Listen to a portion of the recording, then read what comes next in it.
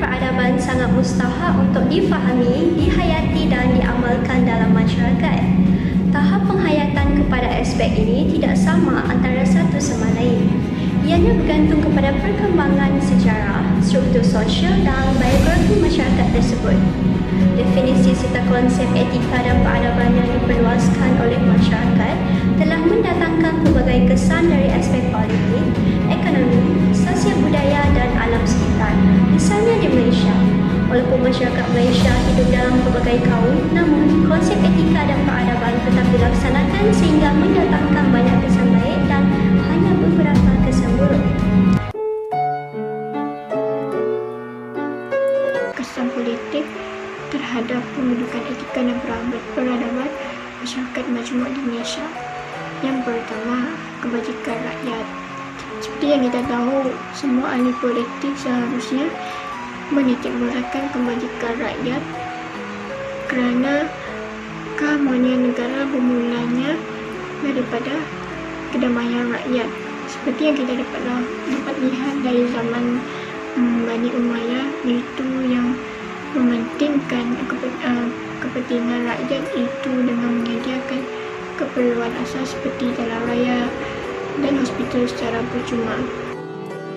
Menyatukan masyarakat yang pelbagai. Masyarakat yang datang dari pelbagai kaum haruslah bersatu padu tanpa mengira etnik dan kaum untuk memastikan keadaan politik negara berada dalam keadaan yang baik dan memuaskan. Menurut kata Perdana Menteri yang ke-6, hubungan yang baik lagi erat serta rencaman dari kaum dan etnik yang pelbagai merupakan penawar yang paling mujarab bagi menyemarakkan keakraban masyarakat yang datang dari pelbagai kaum serta dapat membantu menyumbang kepada politik negara. Kesan positif sosial budaya iaitu petunjuk kepada cara perilaku manusia dalam kehidupan sosial. Cara perilaku bukan didapati melalui keturunan, melainkan diperoleh dari hasil pengalaman selama kehidupan manusia. Ianya juga cara seseorang berfikir dengan menunjukkan perilaku sama ada salah atau benar. Terdapat beberapa faktor yang mempengaruhi cara perilaku manusia, iaitu teknologi, rancangan dan seni bina. Selain daripada kesan positif yang telah dinyatakan, terdapat juga kesan negatif etika dan peradaban terhadap sosial budaya. Antaranya ialah mengurangkan atau merenggangkan hubungan silaturahim antara anggota masyarakat berbilang kaum dan agama. Hal ini akan menyebabkan perbalahan yang memungkinkan perpecahan kaum akibat menyentuh isu-isu sensitif seperti isu agama, isu kaum dan lain-lain. Kesan etika dan peradaban alam sekitar juga termasuklah pencemaran alam sekitar semakin berkurang. Pencemaran alam sekitar semakin berkurang kerana masyarakat yang beretika sentiasa prihatin terhadap isu berkaitan alam sekitar.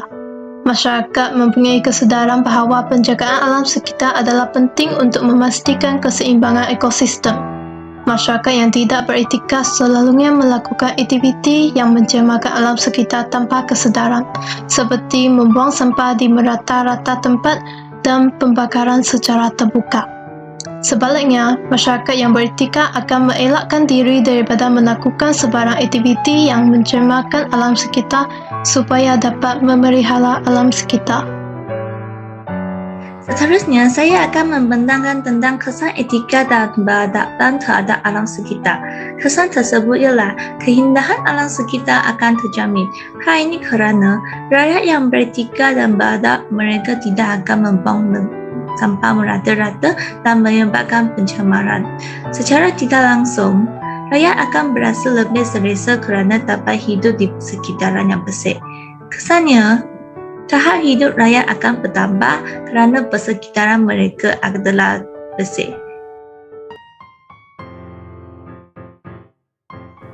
Etika dan peradaban dalam masyarakat kepelbagaian dari segi ekonomi ialah jurang antara masyarakat berbilang kaum semakin rendah. Hal ini kerana pelaksanaan dasar ekonomi baru oleh kerajaan telah berjaya menurunkan kadar kemiskinan dan banyak membawa kebaikan kepada masyarakat dan negara.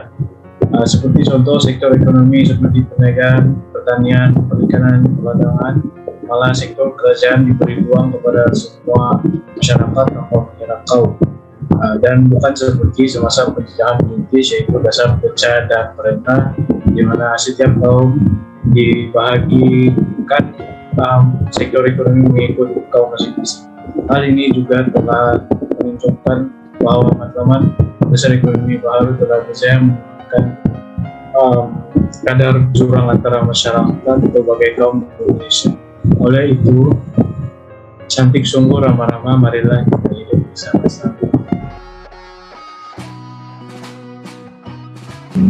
Rakyat Malaysia merupakan masyarakat majmuk yang terdiri daripada pelbagai etnik serta budaya yang menjadikan perpaduan sebagai tonggak kepada kemajuan serta kestabilan dalam aspek politik, sosial, ekonomi dan sebagainya. Justru itu, suatu usaha perlu digembleng bagi memastikan perpaduan antara seluruh rakyat Malaysia tercapai. Semua anggota masyarakat perlu memainkan peranan penting dan bekerjasama untuk memajukan negara.